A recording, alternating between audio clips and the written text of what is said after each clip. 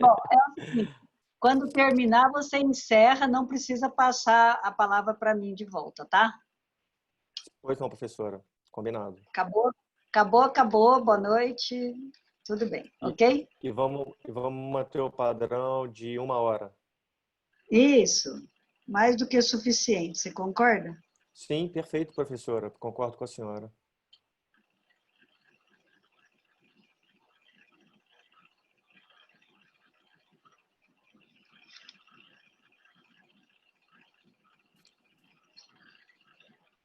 Leandro, boa noite.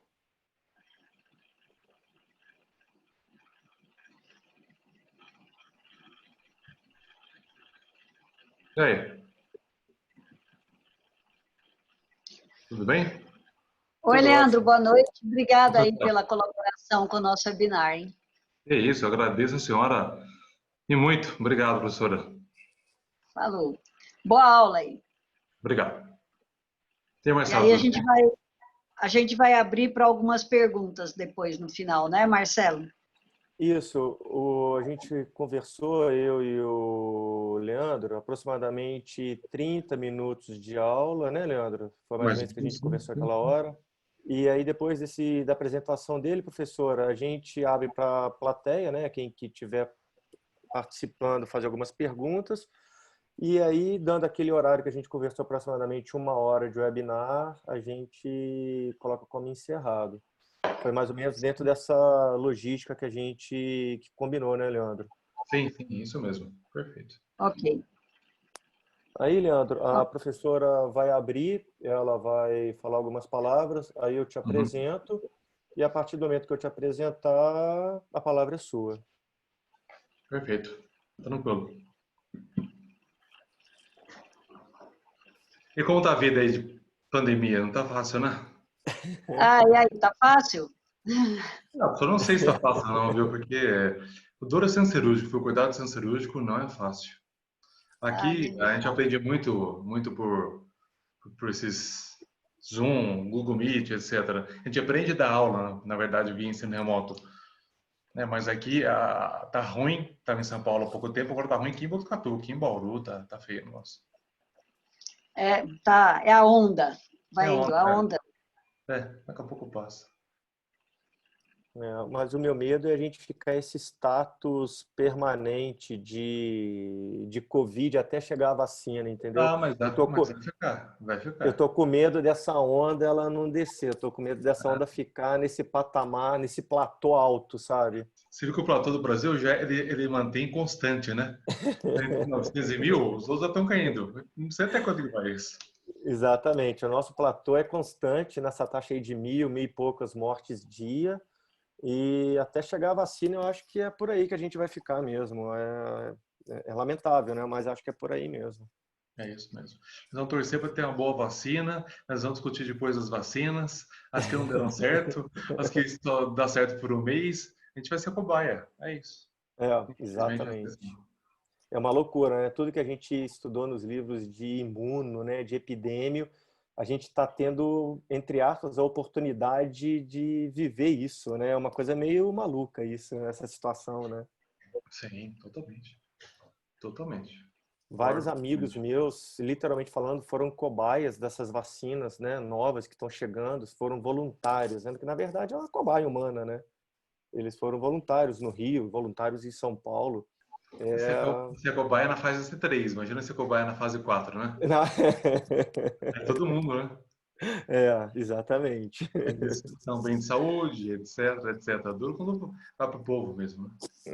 É. Bom, nós vamos ser indicados quando é para começar. Quem é o host que está nos gerenciando aí?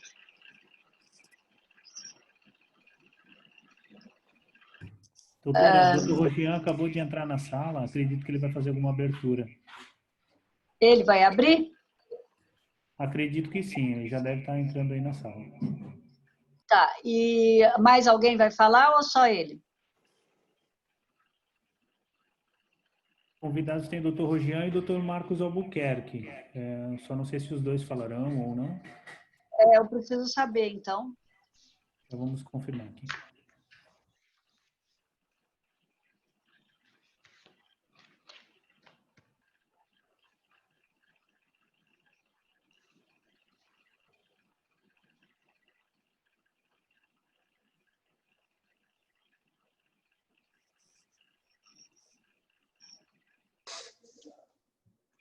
Como vai, Boa professor? noite, tudo bem? Como é que tá? Tudo bem, Leandro? Como vai? Marcelo, Tudo bem? professora Professor. Carmona?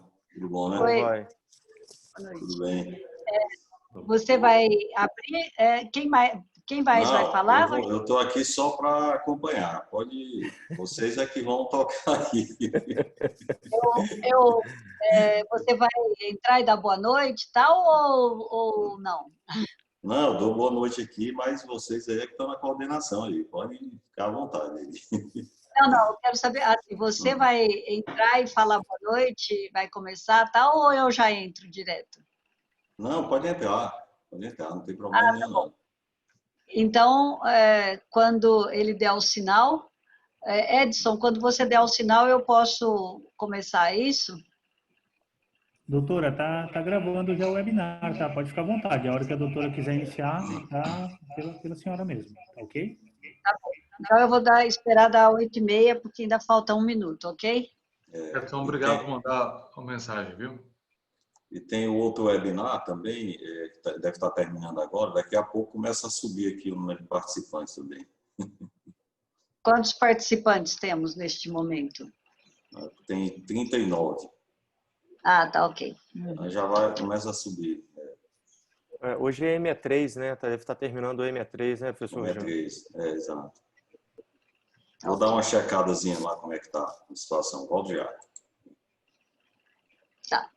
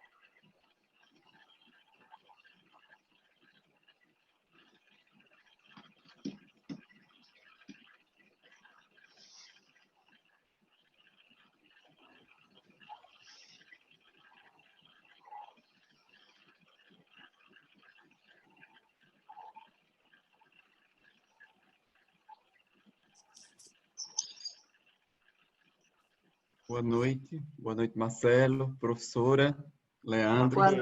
Minha Marcos, Boa tudo noite. bem? Tranquilo? Ana Caetano atrasou um pouquinho lá, então a gente teve que sair, nós abandonamos. E podemos começar aqui? Se a senhora quiser, pode, professora, pode começar. Posso começar, então? Então, lá. Pode sim. Boa noite. Sejam todos muito bem-vindos a mais um webinar mensal da BJAM, a nossa Brazilian Journal of Anesthesiology. Aproveito para lembrar a todos para acessarem as mídias sociais e também o site da nossa revista. Em nosso site, nós já temos todo o repositório de artigos da Brazilian Journal of Anesthesiology, da Revista Brasileira de Anestesiologia, e também os artigos que já estão em Ahead of Print. Lembro também aos pesquisadores para que considerem a BJAM como primeira opção para publicar seus artigos e também para que consultem e citem a Brazilian Journal of Anesthesiology em suas publicações. Eu convido a todos para a campanha #CiteABJAM. Então, agradeço a presença de todos e passo agora a palavra para o moderador da sessão de hoje, que é o Dr. Marcelo Salgado. O Dr. Marcelo Salgado é um dos editores associados da Brazilian Journal of Anesthesiology. Ele é professor adjunto de anestesiologia na Universidade Federal Fluminense e também é diretor científico da Sociedade de Anestesiologia de Minas Gerais. Muito obrigada, Marcelo, por moderar esse webinar. Boa noite a todos, senhoras e senhores, professora Carmona, Leandro, professor Marcos, professor Jean, e aos participantes, que no momento a gente está com aproximadamente 60 participantes. É um prazer estar com vocês hoje à noite aqui. Como a professora falou, na noite de hoje, a gente vai ter o prazer de discutir um paper publicado na Brazilian Journal pelo professor doutor Leandro Brás. Obrigado pelo aceite, professor. O professor Leandro, ele é professor associado do Departamento de Especialidades Cirúrgicas e Anestesiologia da Faculdade de Medicina de Botucatu. Ele é docente permanente do Programa de Pós-Graduação em Anestesiologia da Faculdade de Medicina de Botucatu, líder do Grupo de Pesquisa do CNPq, Estudo Epidemiológico de Parada Cardíaca e Mortalidade na Anestesia e Cirurgia, líder da Comissão de Estudo de Parada Cardíaca e de Mortalidade em Anestesiologia e bolsista de produtividade em pesquisa do CNPq. O artigo publicado pelo professor na BIJAM foi Epidemiologia de Parada Cardíaca e de Mortalidade Perioperatória no Brasil, revisão sistemática. Professor, obrigado pelo convite e tenha uma boa aula. Boa noite a todos. Obrigado pelas palavras. Agradeço o convite, né, Dr. Marcelo, em nome da SBA. Agradeço o convite do professor Rogian, né, e principalmente a editora-chefe da BIJAM, professora Maria José Carmona. É um prazer estar aqui com vocês, né, um assunto que eu gosto demais, né, e a professora citou, é verdade, foi a primeira periódica que eu escolhi foi a BIJAM, então foi aceito lá, né, porque é um artigo interessante sobre o Brasil, né? Então, vamos lá, vou passar para vocês, depois a gente entra nos comentários.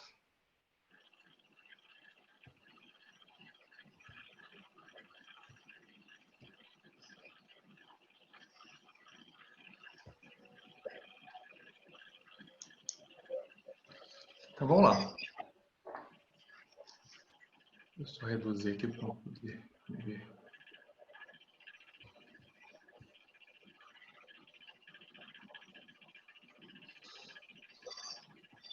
Então, vamos lá. Bom, então o artigo, o Dr. Marcelo já falou, né? Epidemiologia de parada cardíaca e de mortalidade perioperatória no Brasil, certo? Não tem conflito de interesse nenhum, a não ser pelo artigo, né, que eu vou comentar agora. Vejam, a gente fez uma revisão sistemática sobre isso, né? Eu vou citar alguns membros, né, que eu tenho um orgulho, né? O Arthur, na verdade, era R3, se formou esse ano, está aí em São Paulo, e é meu aluno de pós-graduação. O Rafael Sanches é o atual R2, daqui da Faculdade de Medicina de Botucatu, do nosso departamento, do nosso CT. A Daniela, nossa R3. A Mariana, ela é nossa aluna de graduação, né? A Williane, ela é enfermeira do centro cirúrgico. Depois os outros são colegas do nosso departamento. Então esse na verdade é o grupo, né, que vai se modificando, né? O pessoal se forma, o funcionário participando continua, senão outros vêm, né? Esse grupo já existe há um tempo, ele vai mudando a cada ano, basicamente. Vamos lá.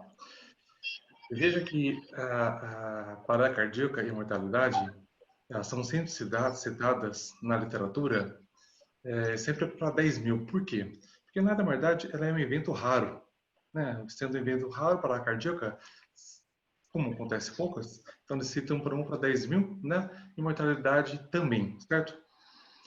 Ao longo do tempo, a gente vai vendo que a incidência vai caindo das duas. Isso é a evolução da medicina, a evolução da anestesiologia. Então, alguns artigos citam, em vez de 0,4 para 10 mil, 4 para 100 mil. Então, isso pode acontecer. Mas vamos estabelecer um padrão aqui, que seria sempre a incidência por 10 mil anestesias, certo? Bom, parada cardíaca é uma complicação gravíssima, né? Que traz o que? Sequelas, perda de função e, no pior dos cenários, a morte. Bom, uma série de autores consideram que os fatores desencadeantes, tanto da parada cardíaca como da mortalidade perioperatória, o que são? A doença, a condição do paciente é um fator, cirúrgico com outro fator e anestésico. E tudo é considerado no perioperatório que nós estamos falando, né? E vejam, quando eu falo só da anestesia, ela pode ser ainda subdividida em totalmente quando só ela, né, só anestésico, só o anestesista ou anestésico traz a mortalidade com ou sem sendo não fatal, certo? E parcialmente quando um outro fator do ex-condição do paciente e o fator cirúrgico está associado. Eu vejo que esses estudos de incidência, eles existem desde 1930, mais ou menos, né? E quando você estuda a incidência, você vê os fatores de risco, né? A partir do momento que você vê os fatores de risco, você tem que tratar de estratégias de prevenção. Por exemplo, eu não tenho um bom ventilador, né? Que não ventila a criança, estou tendo parada cardíaca e mortalidade de criança, você compra um novo ventilador, certo? Aí você faz a intervenção, depois de algum tempo você volta a estudar a incidência, para ver se diminuiu a incidência para a cardíaca ou se aumentou, certo? Na história, ela sempre tem diminuído, tanto a parada cardíaca como a mortalidade. Então, como exemplo aqui, você dá dois trabalhos aqui de Botucatu. Um seria base do meu mestrado, certo? E outro quando orientei já o Angles, que está aí em São Paulo. Então, vejam a diferença de um estudo para o outro em torno de 10 anos, né? Publicação aqui em 2006, esse estudo em 2016, o último. E vejam que são estudos com recrutamento de vários anos, né? Os dois estudos em torno de 50 mil pacientes. E olha o que acontece, a parada cardíaca, sempre 10 mil anestesias, ela caiu de 34,6 para 25. E olha o óbito, caiu de 21,6 para 16. Ótimo. Então, em 10 anos, nós tivemos a redução de 1,4 vezes a incidências de tanto coincidência, né? Parada cardíaca e mortalidade. Vamos ver dois artigos americanos, certo? Veja que aqui um artigo com 70 mil, aqui já são artigos com mais centros, né? Como se fosse um multicêntrico. Então, veja que aqui também caiu. Caiu no Brasil, né? Aqui em Botucatu, e também caíram nesses dois artigos, 19,7 para 7,2 por 10 mil anestesias, de 14,1 para 3,2. Ou seja, em 10 anos, a parada cardíaca caiu 2,7 vezes e maior ainda a redução da mortalidade. Né? Praticamente nós vamos discutir mais incidência, né? Vou discutir outros parâmetros importantes para vocês. Mas vejam que a incidência, como já falei anteriormente, ela está caindo, graças a Deus. Mas por que a brasileira, né? Olha, eu vou voltar um pouquinho, ó. Eu vejo que a brasileira é muito maior do que de países desenvolvidos. O que acontece? No Brasil, nós temos desafios, né? A conjunção de crescimento e envelhecimento populacional. O Brasil parece que em 2030 vai ser o país mais idoso, certo? Em primeiro lugar, certo? Um aumento do número de pacientes em pior estado físico, um número limitado de leitos cirúrgicos e atendimento precário à saúde. O que acaba acontecendo? Graves consequências para o paciente que chega a nós não tão bem preparado, né? Veja que Dr. Falcão, Dr. Badessa, em 2018, na anestesia em revista, né? Olha que dado importante. Nesse período de 9 anos, uma diminuição de 3,1 mil leitos privados e também leitos da rede pública, levando uma fila de espera de cirurgias eletivas no SUS de mais de 900 mil pacientes. Eu não sei agora como está a Covid. O número deve ser muito maior. Outros desafios. O serviço primário e secundário é pobre no Brasil, não funciona direito, né? O terciário que funciona direito fica sobrecarregado, não consegue atender perfeitamente. Veja que às vezes você tem uma cirurgia, uma apendicectomia no PS, mas esse paciente não consegue subir, porque não tem leito no hospital. Então o paciente fica lá mais tempo e quando sobe, já não está numa boa situação, certo? E esses pacientes que chegam no centro cirúrgico estão piores do que chegaram no PS. Isso acontece aqui em Botucatu acontece, e isso acontece no Brasil inteirinho, infelizmente. Ou seja, como hipótese do trabalho, seria que a hipótese do quê? Será que o conhecimento da tecnologia de parada cardíaca de mortalidade pré-operatória no Brasil possibilita a sua comparação com outros países desenvolvidos? Não sei. Ninguém nunca fez esse trabalho, né? Esse estudo, vamos ver se vai ser ou não. Então, o objetivo foi analisar, claro, em estudos realizados aqui no Brasil, a epidemiologia, por exemplo, fatores de risco, fatores desencadeantes, causas e até sobrevida de parada cardíaca de mortalidade perioperatória. Vamos partir para os métodos. Bom, a BGN exige que seja de acordo com as instruções do Equator, e assim foi feito, né? O checklist metodológico foi o MUSE, que é uma revisão sistemática de estudos observacionais. A estratégia de busca contou com 4 bases, certo? Que são essas aqui. A última busca foi no dia 18 de dezembro de 2018 e tem restrição à linguagem ou ano de publicação. Bom, importante, os critérios de inclusão foram estudos observacionais que reportaram parada cardíaca perioperatória e ou mortalidade até 40 horas de pós-operatório no Brasil. Não importa se tenha sido publicada na revista que não seja BGAN, vale porque foi feito no Brasil. Critério de exclusão. A gente não quis selecionar artigos de criança, por exemplo, porque vai ter que ver do modo geral para depois estudar criança, certo? Então foi toda a população, então tirei aqueles artigos de criança, por exemplo, um critério de exclusão. Uma cirurgia específica também tirei, tem que envolver mais cirurgias, como o hospital faz. Um único tipo de anestesia? Não. Tentei várias anestesias. Não só asa 1 ou asa 2, não, queremos todos os asas, né? Toda a condição clínica. E tiramos também o relato de casos. Tem que ser realmente um trabalho sobre isso. Então, os fatores de risco que nós vamos comentar bastante é o sexo, a idade, o estado físico, o tipo de atendimento cirúrgico, a especialidade cirúrgica e o tipo de anestesia. Além disso, nós vamos ver os fatores desencadeantes que eu já mencionei para vocês e as causas. E a sobrevida após a parada cardíaca perioperatória. Certo? Vamos lá. Esse aqui foi o fluxograma para a seleção dos artigos. Veja que nós começamos com 14.000 citações.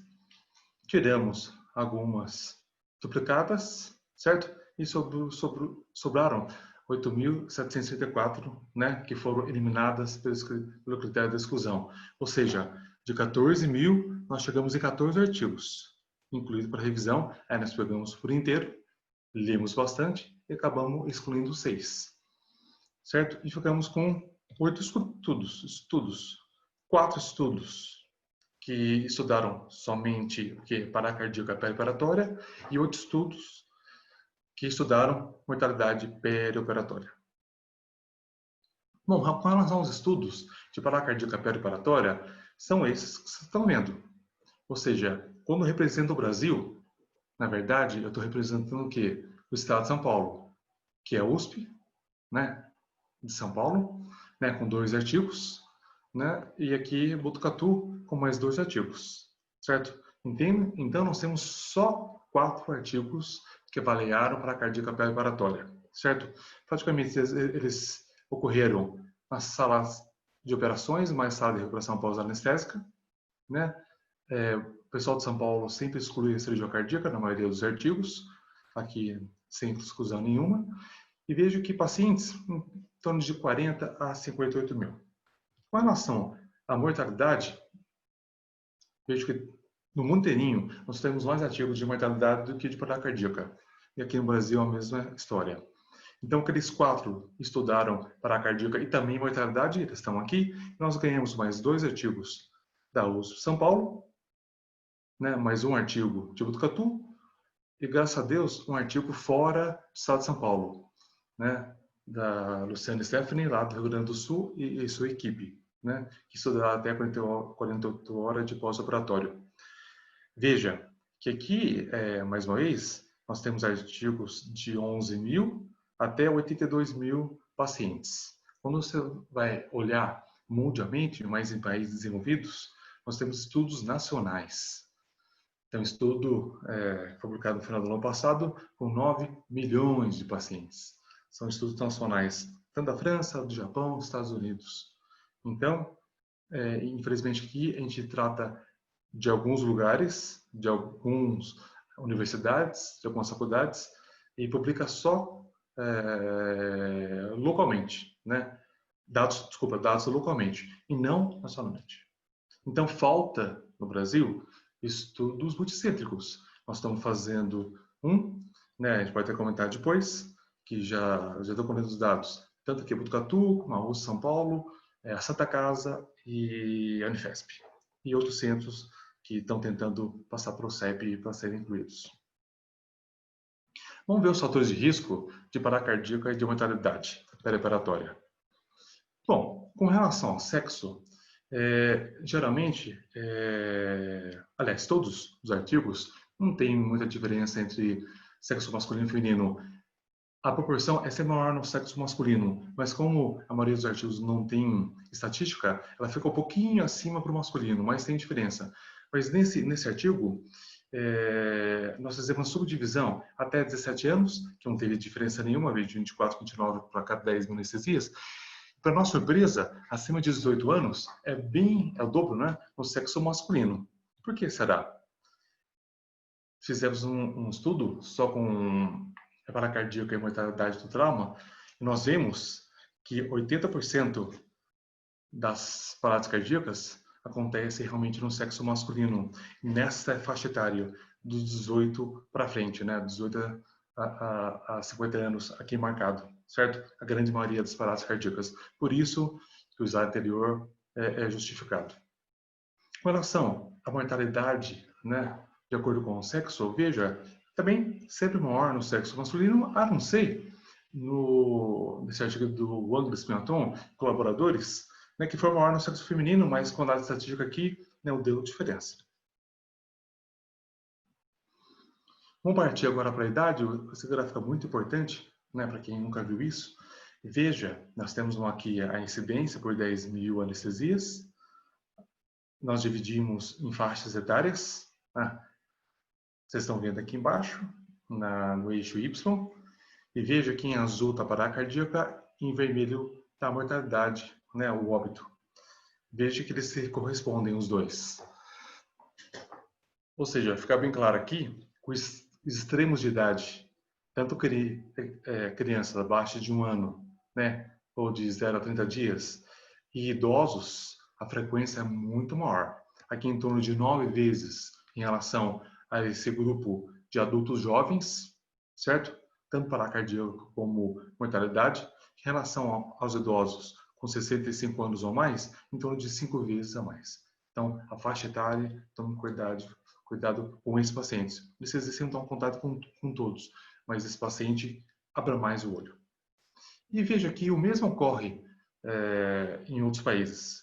Esse aqui é um estudo liderado por Lunani e colaboradores, é um estudo nacional, né, americano. Ele mostra praticamente o mesmo resultado, né? Só que aqui ele separou só abaixo de 1 ano, nós tivemos 0 a 30 e de 31 a 1 ano, veja que quase juntando as duas praticamente dobrou, e os idosos, mesma coisa. Com relação a estado físico, veja que é quase exponencial. Aqui nós tivemos parada cardíaca tanto em asa 1, asa 2, mas tão pequenininho que nem aparece aqui, certo? Depois vamos comentar. Mas veja que asa 3, 4, 5 sobe muito. E veja que a asa 5, praticamente, parada cardíaca, nós temos 2.000 para cada 10.000, ou seja, 20% dos pacientes que chegam ao centro cirúrgico vai ter parada cardíaca. Alguns vão sair parada cardíaca não fatal, vão sair do centro cirúrgico, e a grande maioria é parada cardíaca fatal, vai à mortalidade. E veja que no estudo americano é praticamente similar, mas como ele estudou 1.600.000 milhões de procedimentos anestésicos, a gente consegue ver aqui o acontecimento de parada cardíaca com mortalidade em asa 1, asa 2. Então tome cuidado também, não é porque o paciente tem um bom estado físico que não vai acontecer, certo? Só para lembrar.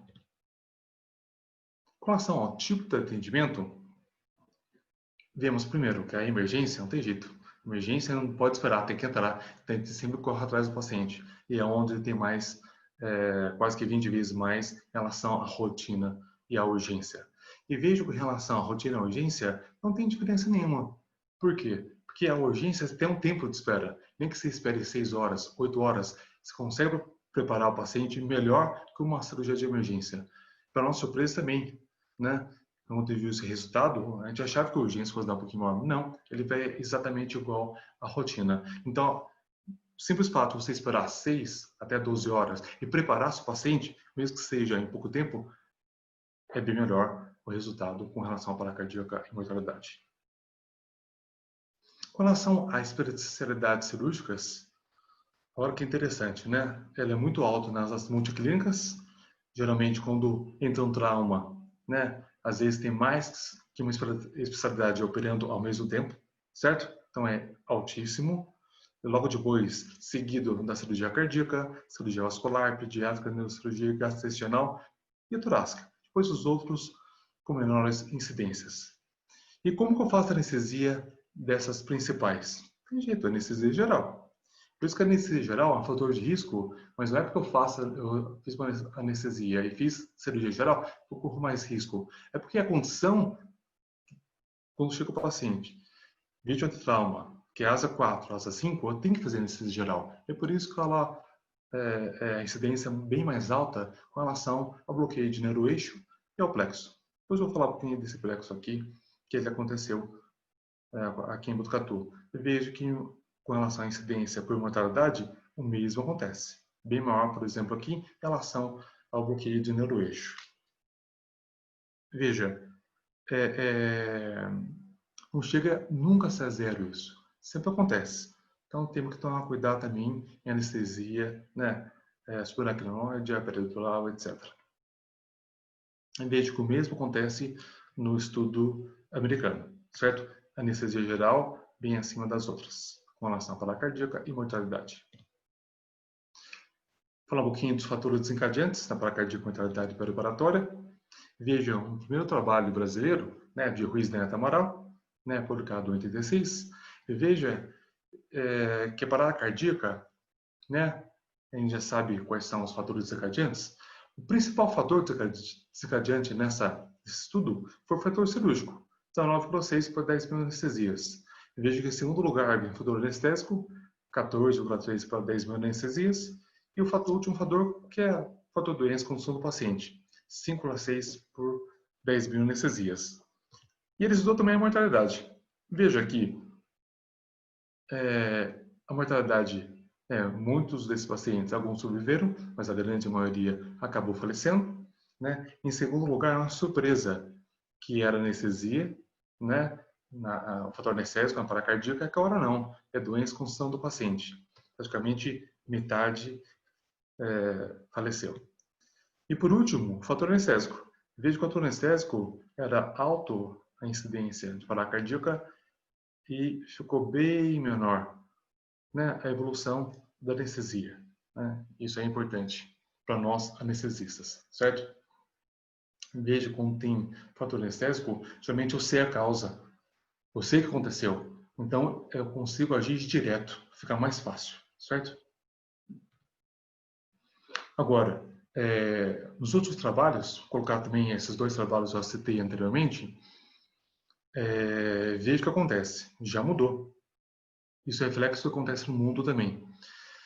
Vejo que aqui, nesses dois trabalhos, né, a doença e condição do paciente, vejo que praticamente não mudou, né, no trabalho publicado em 2006 e em 2016. Vejam que diminuiu bastante, né, a incidência pelo fator cirúrgico e também pelo fator anestésico. Graças a Deus. Isso é ótimo para nós, né, até para os cirurgiões. Agora, quando eu faço a soma do fator anestésico do fator cirúrgico, eu chego a 12,2 por 10 mil. Ou seja, o fator doença e condição do paciente é o dobro disso. E a hora que aconteceu com o tempo, no último trabalho, mais recente, praticamente 5 vezes maior. Ou seja, a doença, a condição do paciente é o principal fator desencadeante, tanto de parada cardíaca e esse de mortalidade. Veja que o mesmo se repete para a mortalidade, né? Aqui eu só chamo a atenção em uma coisa. O trabalho do Pinhatton e colaboradores, nós não tivemos, pela primeira vez na história da medicina, né, na história da anestesiologia, desse tipo de trabalho, foi o primeiro trabalho que mostrou não mortalidade por fator anestésico. Veja aqui, somando os dois, praticamente o dobro, né, a doença de condição do paciente versus os dois, e aqui 6 vezes mais. Ou seja, o problema está aqui, ó. É por isso que a nossa incidência ela vai caindo, mas não tão veloz como os países desenvolvidos. E as causas de parada cardíaca e de mortalidade pré-operatória?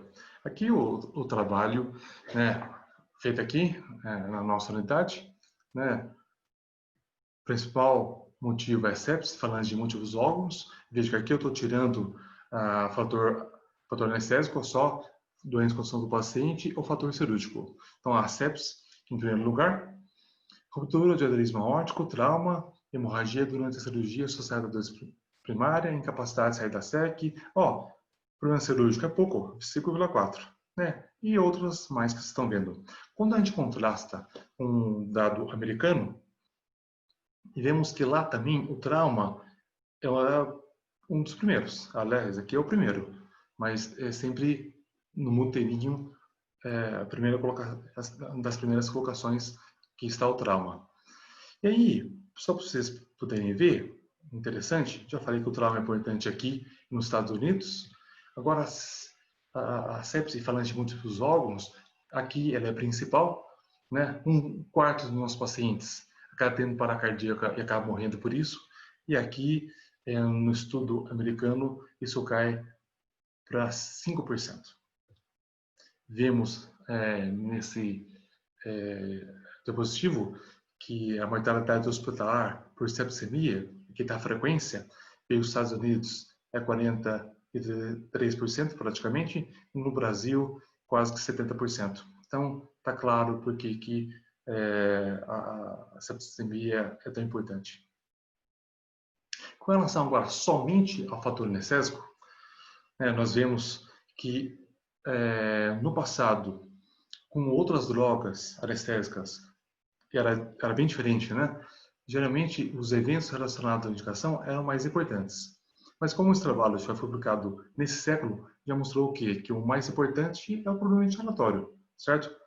E no trabalho mais recente, você vê que quase que some. Ficou só um caso aqui de eventos relacionados à medicação, que eu vou mostrar para vocês agora. Então, esse é o trabalho mais recente para a cardíaca, fator anestésico.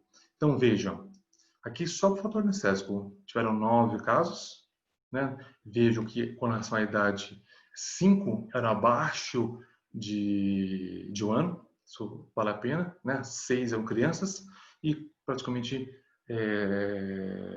depois só 3 adultos, certo?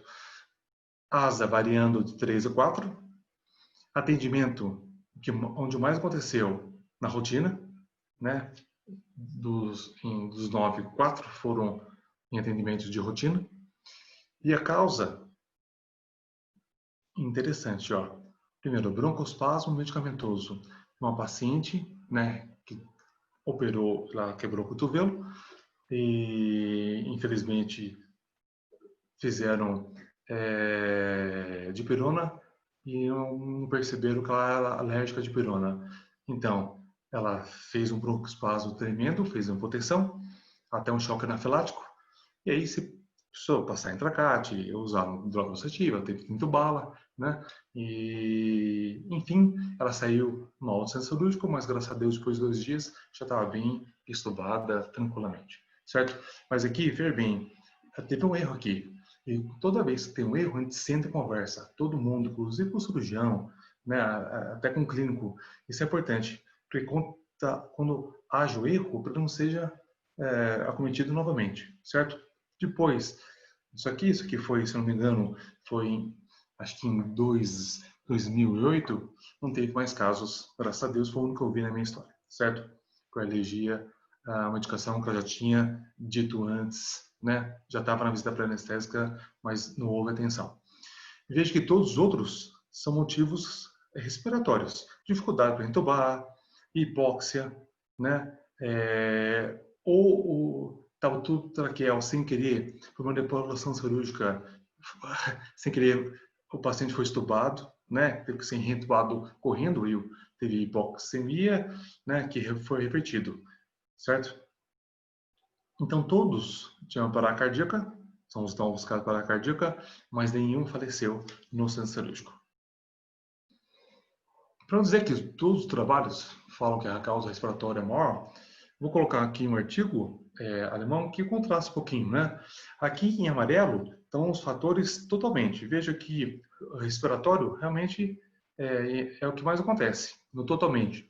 Mas no parcialmente, que está aqui em vermelho, repare que o cardiovascular é maior. Tá bom? Só posso salientar para a gente não ficar só mirando sempre em parte aérea, de intubação, etc., e não cuidar de outras coisas, claro, o fator anestésico. Para resumir para vocês, as complicações que nós temos aqui no Brasil, com relação à hipoxemia, intubação difícil, perda de aérea, obstrução do traqueal, complicação associada à introdução do tubo de duplo lumen na tórax. Quem já viu passar isso, não é fácil, né? Todo momento tem que ficar checando e às vezes ele é mais difícil colocar no lugar novamente. Com relação às complicações cardiovasculares, vimos que o bloqueio simpático alto, a anestesia do neurígeno acontece, é uma bela uma vasodilatação, uma hipotensão tremenda que leva a parada cardíaca. Com bradicardia, disritmia, choque anafilático, como já contei anteriormente, e overdose de agentes indutores, né? Que foram relatados aqui por Botucatu e pelo grupo da Luciana Stephanie. Bom, está chegando no final. Aqui seria dados sobre a sobrevida da parada cardíaca perioperatória, né? Quem tem parada cardíaca e não morreu. E veja que no Brasil, os artigos que detalharam isso, né? A sobrevivência variou de 32%, né, até 69%. Vamos ver em países desenvolvidos. A variação foi quase que a mesma, né, de 41% mínimo, que aliás é o artigo do Nanocolaboradores, que eu citei anteriormente, e um artigo da Coreia do Sul com 62%. Mas vejam que aqui a sobrevivência é diferente da incidência. Por quê? Só tenho 10 paradas cardíacas e aqui e 6 pessoas não morrem, beleza. Então minha sobrevivência é de 60%. Agora, pode ser que no Brasil eu tenha 100 paradas cardíacas e 60 pacientes tenham sobrevivido, certo? Então a incidência é maior, a sobrevida é a mesma. Então veja bem, quando você vê sobrevida, não quer dizer que aquele hospital é bom ou não. É bom saber da incidência. Se você tem dos hospitais que você vai ser operado, ou com uma incidência de 10 casos para 10 mil anestesias, e outro com um caso para 10 mil anestesias, aonde você vai querer ser operado? Conclusões do nosso trabalho, né? A epidemiologia dos eventos, tanto de parada cardíaca como de mortalidade perioperatória, não apresentam diferenças importantes. De maneira geral, é semelhante a de estudos de países desenvolvidos. E a sepse, né, como bem falado, representa uma das principais causas para a cardíaca de mortalidade perioperatória, bem diferente do que acontece em países desenvolvidos, onde ela é praticamente uma causa secundária. Agradeço a atenção de vocês. Obrigado.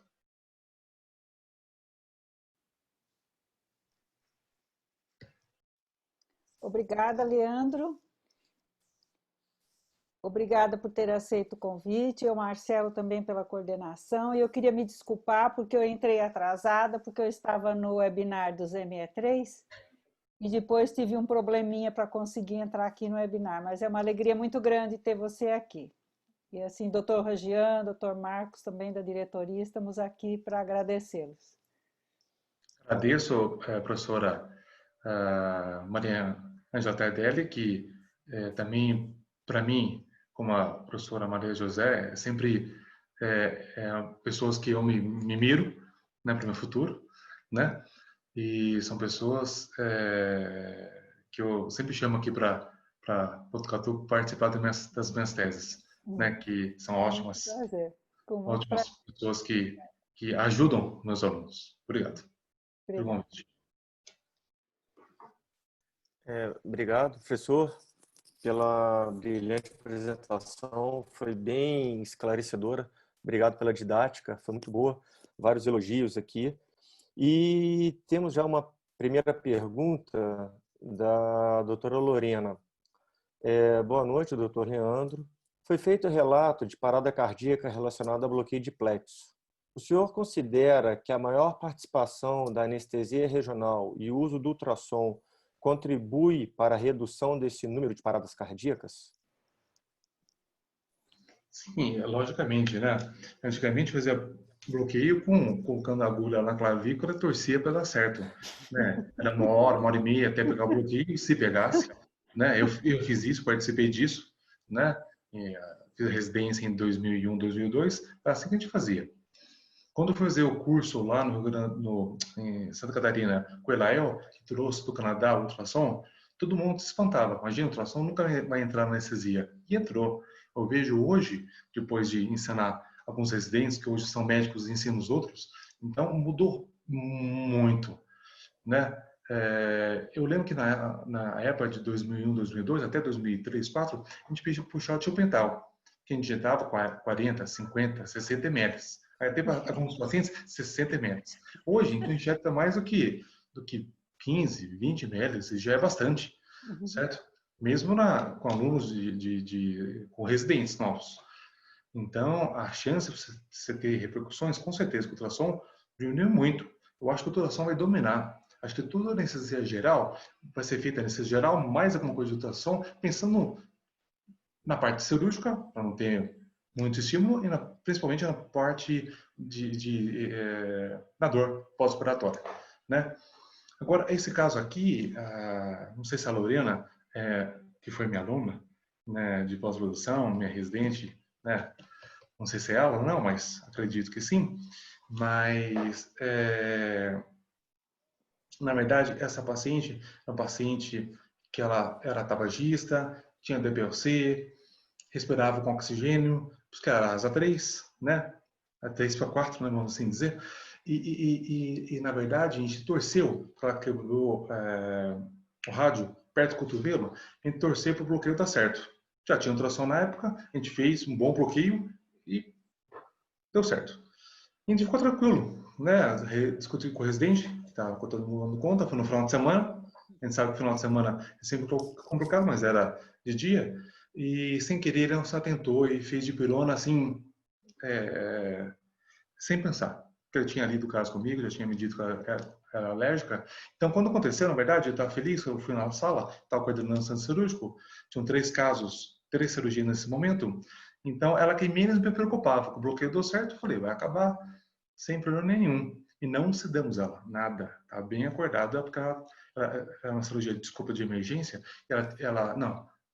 de emergência, ela tinha comido, né? Então, não pode sodar nada. E aí, de repente, eu sou chamado lá correndo e ela estava já hipotensa, não contratuante, né?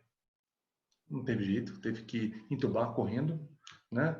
E logo depois ela parou, me passou intracate, massageou, ela voltou rapidamente, mas aí depois, com o tempo, para ser mais breve, a gente viu que foi feito dipirona, o residente quase morreu, não era R1, certo? Não era R2, era R3, né? Se sentiu muito culpado, tem razão, eu também me senti culpado, porque eu estava lá junto com ele e prestar atenção, mas acontece. A gente fez uma reunião com a equipe cirúrgica, discutindo bastante, isso que é importante. E nunca mais teve. Mas eu acho que tem que ser discutido. Veementemente, sem culpar ninguém. O residente está aprendendo, né? Todo mundo erra. Você sabe que ampolas são parecidas, né? Quantas vezes eu peguei dipirona, que vem uma caixinha com dipirona e tem às vezes adrenalina no meio. Todo mundo sabe disso, isso acontece, então tem que verificar. Depois disso, tudo foi mudado. Então foi um caso, paciente, graças a Deus, ela morreu depois, ela foi para casa, né, já operou 2 vezes, acredita ou não, já quebrou o fêmur e o acetábulo, E quando eu vejo ela, né, nada pode acontecer mais com ela, mas realmente eu acho que o ultrassom de forma geral, Lorena, ele vai melhorar e muito. Aproveitando, professor, o que o senhor falou, eu concordo plenamente numa frase, é que quando ocorre um evento adverso, a gente tem que pensar em o que aconteceu e não quem promoveu aquele evento adverso. Então, é fundamental a gente sentar e ver o que aconteceu para evitar que aquilo ocorra de novo. E não ficar procurando culpados dentro daquilo que, infelizmente, acabou acontecendo. A gente tem que preservar a pessoa e tem que resolver o problema para que não ocorra de novo. Eu acho fundamental a gente pensar em o que aconteceu e não em quem promoveu aquele evento adverso. Eu concordo plenamente com o senhor. Acho que isso é o mais importante disso tudo que a gente está discutindo. Isso é importante, Marcelo, mas o legal é ver o que aconteceu, todo mundo saber e o que fazer para isso não acontecer mais. Perfeito. Né? Então, eu vou tomar algumas atitudes, não vou mencionar aqui, mas para ajudar, seja qual for o anestesista, a não cometer esse erro. Parece que é bobo, mas não é, porque aconteceu. Quantas vezes, no outro trabalho mais antigo, que eu não citei aqui, mas foi feita realmente adrenalina quando era fazer dipirona no pós-operatório, né? O Paulo Nascimento, meu colega que estava nesse caso, isso aconteceu, eu era graduando ainda, mas é o que vinha, né? O que vinha na bandeja, a gente pegava, achava que era um, era outro, né? Tá bom? Sim. Isso acontece. Aconteceu uma vez, aconteceu outra vez depois de um bom tempo e agora todo mundo tem que tomar maior cuidado com isso. Perfeito. Mais elogios aqui com relação à apresentação do senhor, parabéns. E eu queria fazer uma pergunta, professor, porque quando eu li o paper do senhor e na explicação que o senhor deu na sua apresentação, o paper ele está bem focado, infelizmente, ou felizmente, não sei, né, na região de São Paulo, como o senhor já falou anteriormente, né? Botucatu e USP, e um paper específico do Rio Grande do Sul. Pensando no Brasil, né, que é tão diversificado e dimensões continentais, uma pessoa que está assistindo a aula do senhor, Norte, Nordeste, Centro-Oeste, ou de Minas Gerais, como eu, de qualquer parte do Brasil, que leu o seu paper, assistiu a aula do senhor, um coordenador de CET, como ele pode pegar esse paper do senhor e traduzir para dentro do CET dele, fora desse nicho da onde foram feitos esses trabalhos? E, aproveitando o gancho dessa pergunta, como um residente também descentralizado do Brasil pode pegar esse paper e tentar otimizá-lo para diminuir a incidência de complicações como parada cardíaca e, obviamente, um eventual óbito dentro, no caso, abrindo o leque, né? Saindo do nicho São Paulo, que felizmente ou infelizmente, né, aconteceu, né, pela quantidade de publicações. Na verdade, o que acontece é que nas publicações, né, que você tem de Botucatu e da USP de São Paulo, na verdade são centros terciários até quaternários, né, que tem os residentes, né, que ajudam no serviço, não tem jeito. Mas isso é realidade.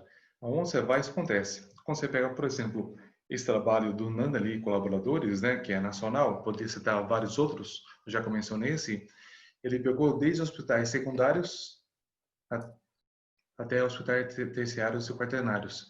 E é tudo igual. Né? Então, os fatores de risco são os mesmos. Então, geralmente os residentes gostam quando mostram o fator de risco, né? O pessoal tira foto quando mostra o gente no congresso, né? Quando eu mostrei isso no ASA, na aula que eu dei lá em 2018, eu nunca vi pessoal tirando, né, o celular, tirando foto, porque isso marca, né? Ali você vê o extremo de idade, né? Então, tomar cuidado, não tem jeito, né?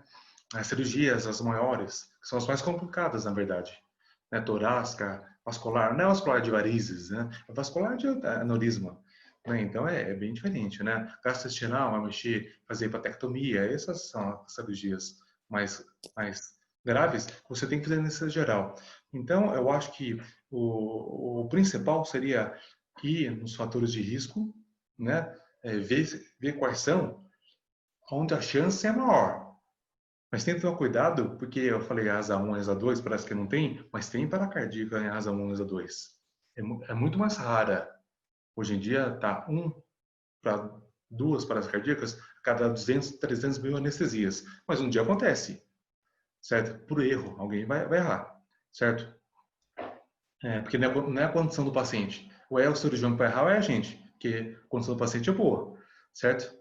Então, acho que tem, desmembrando vários fatores de risco, guarda bem isso, mas toma cuidado em toda anestesia. Quando você vai anestesiar uma pessoa, pense que está anestesiando alguém da família.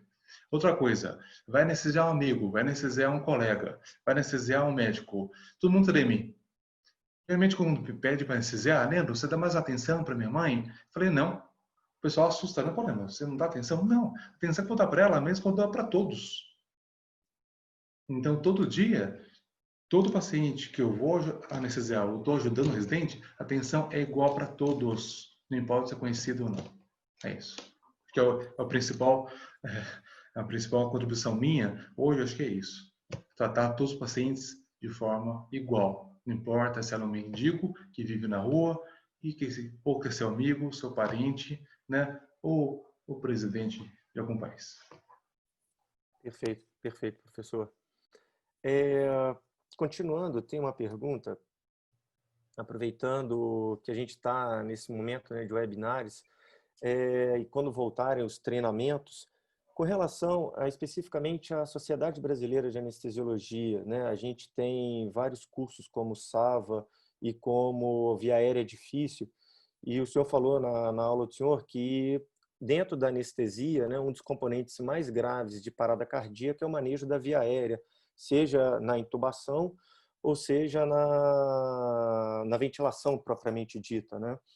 E como que, no caso, a SBA ela pode tentar fazer um melhor descentralização dos treinamentos e melhor treinamento propriamente dito dentro do SAVA, dentro do Via Aérea?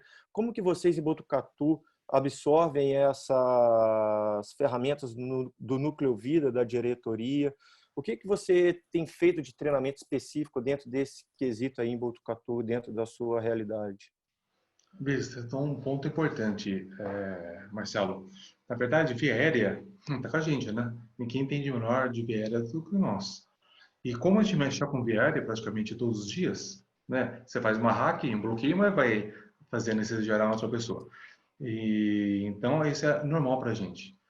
E tem via aérea que não é fácil, que eu sofro às vezes. Eu já tenho mais que 10 anos de experiência, já sou considerado um anestesista experiente, né? Como todo mundo aqui que está me assistindo, a maioria de vocês, né, da SBA, e a gente sofre com os pacientes, né? O que a gente faz, geralmente, R1 não mexe em criança, de jeito nenhum, né? Só mexer com crianças mais velhas, quando acabar o R1, for para R2, com adolescentes, perfeito, mas o duro é crianças abaixo de 1 ano, que eu mencionei já algumas vezes. Essa é só R3 que vai colocar a mão. Muitas vezes, até o médico anestesista, seja o preceptor, seja nós docentes, a gente ajuda muito. Quantas vezes eu tenho que entubar? Porque não dá para brincar. É questão de você recebe um paciente da UTI que não está entubado, da neonatal, você tenta uma vez, ele já é um asa 3, asa 4, vai ter hipóxia para parar na sua frente. Você tem poucos segundos, né? Com induzir um adulto sem comorbidades nenhuma, que você tem 7, 8 minutos, né, depois da indução para tentar treinar. Então, a gente tem aqui alunos do 6º ano que eles acompanham isso. E quando vem criança ou um adulto, né, com peso difícil para entubar, que geralmente é R2 ou R3 que vai estar engatinhando e vai tentar caminhar, é isso que a gente faz, tentando treinar o residente em si, no seu limar. Né? Claro, a gente conhece cada residente, etc., mas mais ou menos isso que a gente faz. Agora, com relação ao SAVA, é importante. Eu acho que o SAVA, já conversei, acho que com todos do SAVA, mas é importante os diretores, mas o SAVA, ele é muito importante. Ele existe no Brasil há um bom tempo, né? Quando eu mostrei isso lá no ASA, eles levaram um susto. Como vocês têm um livro sobre os cuidados, e nós não temos aqui, nós estamos lançando agora, com dois artigos do ano retrasado, né? Falava de parada cardíaca intraoperatória, mais de fator anestésico, depois até posso passar para vocês, mas eles estavam abismados. Infelizmente, naquele tempo, a gente não publicou nada sobre o SAVA. Não existe nada sobre o SAVA. Então, ninguém sabe sobre isso. Só nós sabemos a importância.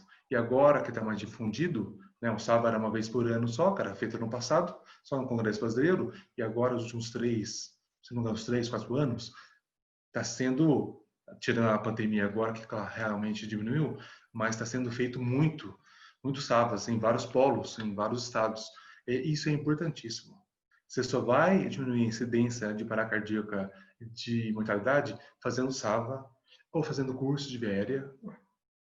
A gente só aprende fazendo curso. Ninguém aprende nada. Você pode ler, você é expert em leitura, mas tem anestesista, infelizmente, só não fica no computador. A gente tem que ir com o paciente. Na hora que você está com o paciente, está sem livro, sem nada. Tem que ter mão para isso. E para ter mãos, tem que treinar. Treinar é muito, muito, muito. Certo? Treinamento. Educação continuada, né, Leandro? Sempre. Educação continuada é o melhor. E a SBA, ela está fazendo isso. Né? Eu falo do Covid, muita gente pergunta, eu falei, entra na SBA. A hora no site lá, você vai encontrar. Não encontrei. Vai lá, vou entrar junto. Você sempre encontra detalhes importantes na SBA. Mesmo na minha regional aqui na Science. Isso é importante. Muito importante. Então, os residentes, eu estou citando residentes porque é o nosso futuro, né? Nós vamos ser anestesiados no futuro pelos nossos atuais residentes. Então, eu digo que eu vou ficar muito feliz se o doutor Brandão exigir que todo final de residência você tenha que concluir um SAVA. Aí vai ficar perfeita a anestesia no Brasil. Certo? Isso seria fundamental. Tomara que isso aconteça quanto antes. Para você se formar, para ser um anestesista, você tem que fazer o SAVA. Durante... Isso já está a caminho. Então. Opa! Já está a caminho. Depois pedido aceito. Depois que você se formou, já está a caminho. As pessoas que vão fazer esse curso, a maioria não faz. A gente sabe disso. A maioria não faz. Quem está aqui está assistindo essa educação continuada, mas a maioria não está aqui, está em casa, né, etc. Não vou discutir isso. Mas não faz esses cursos. E aí quem sofre na hora não consegue ver a hipotensão, que não consegue ventilar porque não sabe a máscara melhor, a máscara laríngea moderna, não sabe passar bug, etc. Aí acomete, né? Acomete com parada cardíaca, né? No pior das coisas. Perfeito. Professor, fazer uma pergunta específica aqui com relação à Abidjan, né? Como tenho a oportunidade de ser editor e ser chefiado pela professora Carmona, como foi a parte de publicação, de envio? Como foi esse trâmite interno dentro da Abidjan? O senhor se sentiu confortável nessa nova metodologia que está agora no Editorial Manager? E o senhor sugere alguma melhoria, sugere mudanças? Como foi isso dentro dessa publicação desse paper? Desculpa, antes do senhor responder, desculpa. E para os novos pesquisadores, né, e para quem quer publicar, qual é a orientação que o senhor dá, para qual o caminho, entre aspas, o caminho das pedras para poder fazer uma publicação, como a professora falou, né, hashtag vamos publicar na Abidjan, né? Como que a gente pode trabalhar isso? Todos os periódicos, na verdade, quem nunca publicou, você tem que entrar na página do periódico, né? Isso é fácil, é só ir no Google digitar, né? Seja em inglês ou em português, você vai chegar no site da revista, da nossa revista científica, né? E lá tem o guia para os autores, né? O guidelines. Você tem que olhar, porque cada periódico é diferente do outro. Então, quem publica, nem que seja no New England, no BJA, na Anesthesiology, cada um tem suas regras, isso é importante. Então, a nossa revista, a nossa revista brasileira, né, tem as suas regras. O duro, o pessoal acha que faz em cada e manda um manuscrito, que não é manuscrito, que não está no formato. Então, o certo é você adequar como se tivesse uma outra dica, veja alguns artigos recentes dessa revista para ver como é feito e faça semelhante. Veja a referência, como que é, porque o pessoal não se preocupa muito com a referência, isso é o principal. Porque às vezes não sei como, vocês me digam depois, quando chega nem chega no editor, quando chega acho que na secretária, né, ela vê que a referência está errada, já volta, e revistas de fora, volta negado. Você não tem como arrumar depois. Né? Aqui a gente é um pouquinho bonzinho ainda, né? Aqui ainda volta a corrigir. Claro, a gente quer estimular aqui os brasileiros, né? Mesmo o pessoal de fora que publica. Mas leia primeiro o guideline, veja como que é e mande o melhor possível, certo? Bom, aí fica torcendo para ser um artigo interessante. Ele voltou para a revisão. Toda a revisão, quando você vê o e-mail da revisão, você fica chateado. Porque não aceitaram. Claro, todo mundo quer que aceite. Mas veja, quando você vê um e-mail que voltou em revisão, eu fico feliz. Eu fico chateado quando nega, eu não tenho o que fazer. Então, quando vem em revisão, fique feliz. Leia os comentários dos revisores. Se você ficar bravo, desligue o computador. Não veja mais o computador por 2 dias. Depois você veja com calma. Você tem que mentalizar, né? Por que é isso? Você acha que você está correto. Você nunca está correto. Por isso você tem a revisão por pares. Se o revisor não achou correto, tem alguma coisa. Leia, releia de novo, mostre para os seus companheiros, os outros autores. Sempre que a gente tem uma ideia, outra, mudar isso, tá certo. Vai para a segunda revisão, melhora e uma hora vai ser publicado. Tem que ter paciência, gente. É raro hoje você mandar um artigo que é aceito de primeira. Se na minha vida eu tive 1 ou 2, que de primeira é muito. Né? Esse ano eu tive 1 no Journal of Clinical Anesthesia, que eu mandei e foi publicado de primeira. Eu nunca vi isso. E esse que eu mostrei para vocês da BJA, que foi do meu mestrado. Né? Os únicos, certo? Mas é sempre difícil, gente. Não é fácil. Né?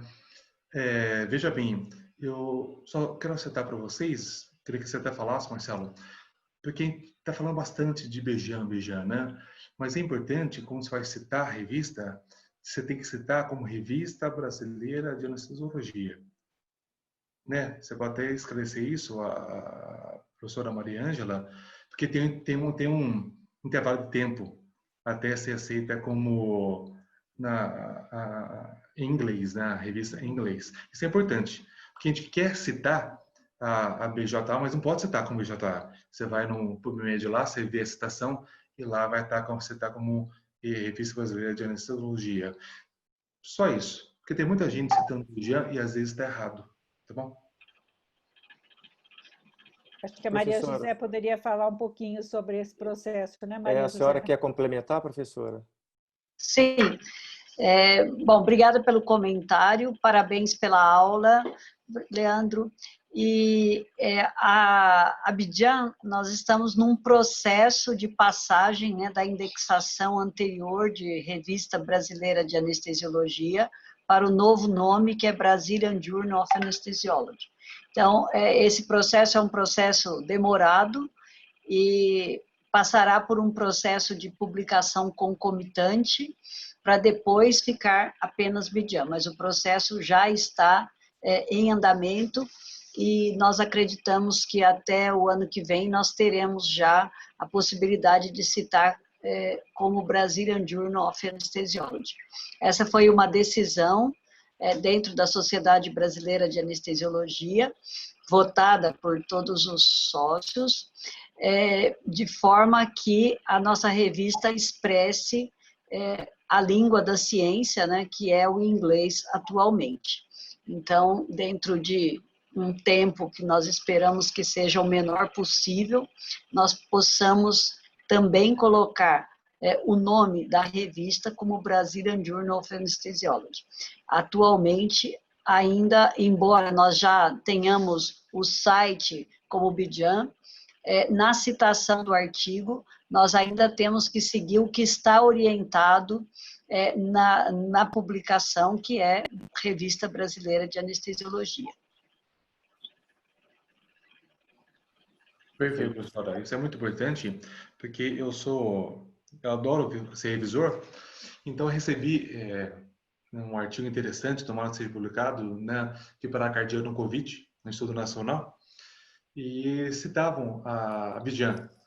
E veio que acho que veio da edição desse periódico, que estava citado de um modo errado, né? Claro, ele foi para Major Revision, não sei, não recebi mais depois, não sei se realmente é uma revista científica de alto padrão, então não sei se eles conseguiram fazer tudo em pouco tempo, né? Mas eu vi esse detalhe que acho que é importante a gente querer citar nossa revista, que é importante, mas citar de um modo correto agora e depois, quando puder, citar com algum novo nome em inglês. Leandro, tem uma pergunta aqui da nossa presidente, Nádia Maria da Conceição Duarte. Leandro, parabéns pela apresentação. Uma pergunta. Normatização de obrigatoriedade de existir unidades de emulsão lipídica nos centros cirúrgicos para tratamento de parada cardíaca por intoxicação por anestésicos locais? Repete a pergunta, eu não te ouvi, Marcelo. Ela colocou assim, pergunta, normatização de obrigatoriedade de existir unidades de emulsão lipídica nos centros cirúrgicos para tratamento de parada cardíaca por intoxicação por anestésicos locais.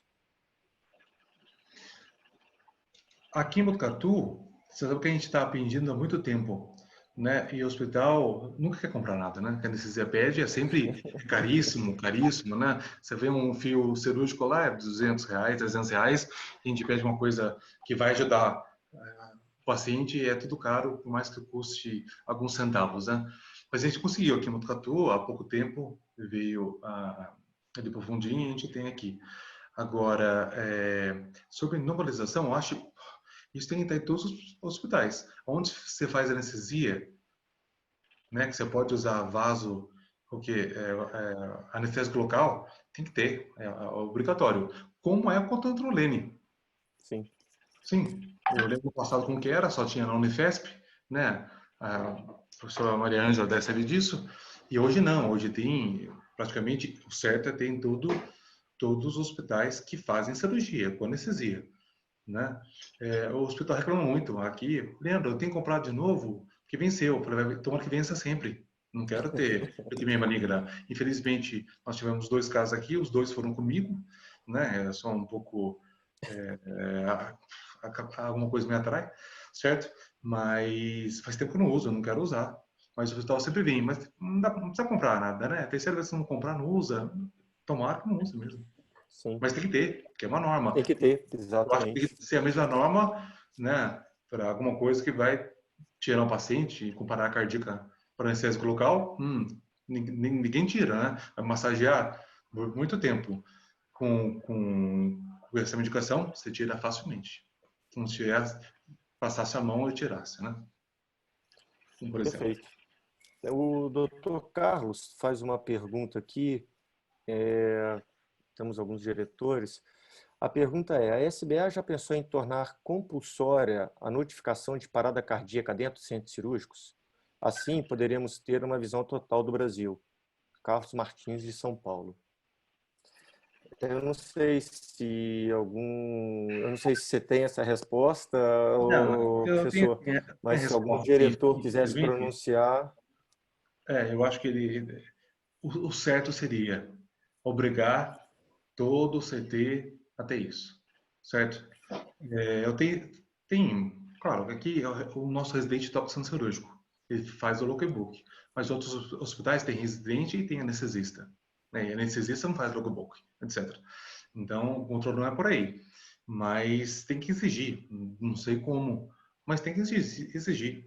Porque você vê, porque tem estudos japoneses, franceses, americanos sobre parada cardíaca. Porque lá você vai no seu computador, já tudo via computador, a ficha anestésica, e lá você tem que colocar obrigatoriamente. Aqui em Botucatu não tem isso. Para eu ver, mortalidade tem. Porque todo mundo fica com medo da morte. Meio que claro, por isso que tem mais estudos de mortalidade em relação à parada cardíaca. Mas parada cardíaca, aqui nós temos o MV, ele não tem isso. Já tentei colocar. Parece que é impossível colocar. Por mais que que eu peça. tente. Porque na ficha não tem isso. No padrão dele não tem, vamos colocar para cardíaca sóbito. Você não consegue mudar MV. Você compra o MV e tem que ficar com ele. Então, é duro. Não é obrigatório, infelizmente, devia ser obrigatório. O que nós fazemos? A gente tem, quando acontece para a cardíaca, tem um livro de registros, já registrado tanto pela enfermeira, pelo centro cirúrgico, pelo Leandro, meus alunos, né, alunos e docentes da nossa comissão. Então, a gente não perde um, porque o nosso serviço aqui é menor do que em relação a São Paulo. Não, São Paulo. Né? Então, aqui eu tenho em torno de 10 mil anestesias ao ano, 10, 12 mil anestesias. Não sei contar em São Paulo, mas é muito mais que 50 mil. É difícil controlar tudo isso. Né? Mas deve ser. Agora, como vai fazer? É um pouco difícil. Mas tomara que faça. Eu rezo para que... Porque isso ajuda todo mundo. E a partir que tem registro, você consegue fazer isso. Estudos. Aí você consegue buscar o Brasil inteirinho, não fica só em São Paulo e Botucatu. Porque é duro você fazer estudos. Você tem que ficar rigorosamente atrás. Por isso que eu tenho R1, R2, R3 que participam comigo. Porque se aconteceu com R1 fala para R1 da paracardíaca da madrugada, porque eu não sei, eu não estava lá, eu não vivo no centro cirúrgico. Então vai ser difícil resgatar isso. A mortalidade é um pouco mais fácil. Perfeito. Professor, a gente já está ultrapassando a nossa 1 hora, que foi o que a gente combinou, né, da gente conversar ao longo dessa 1 hora, e se deixar, pelo visto, o assunto vai estender aqui a noite adentro. E eu gostaria de saber se alguns diretores que estão presentes, o nosso diretor-presidente está aí, quer se pronunciar, fazer alguma pergunta, a professora Carmona. Não, Ok. só quero agradecer mesmo, Leandro, e não só agradecer o webinar, mas também agradecer pela publicação desse artigo excelente na Abidjan. Com certeza é um artigo que terá algumas citações, espero que muitas, e isso também é uma forma de contribuir com a Abidjan. E também agradecer a sua colaboração como um excelente revisor da revista. O nosso peer review é o nosso melhor contribuidor, né?